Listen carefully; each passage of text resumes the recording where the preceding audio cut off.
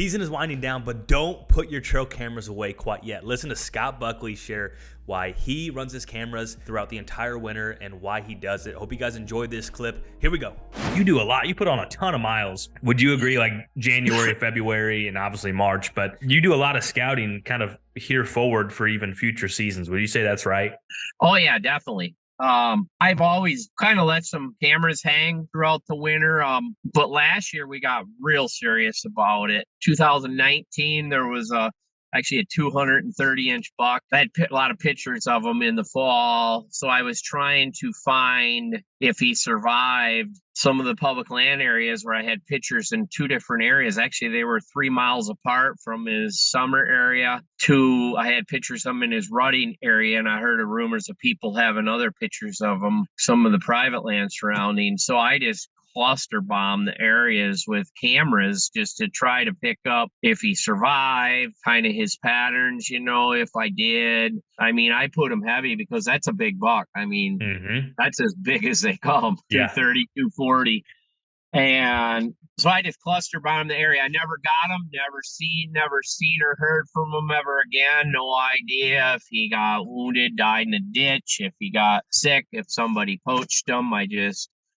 No one knows, and he just disappeared. But so we actually been like last year, and I've always run a few, but last year we were driving by, we could see these deer back in the field, and on a piece of private land coming to a bean plot, about a 3/4 mile or half a mile back in, I guess, because we were glassing, but they were too far to see what they were.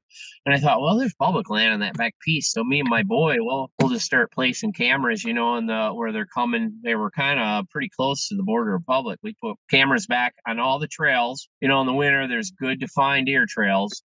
And we were placing cameras on them, and we did that just multiple places last year. We did it more last year than previous. We've always run a few, but that was a big thing we keyed on is food sources. I guess the year before we did it pretty heavy on public land.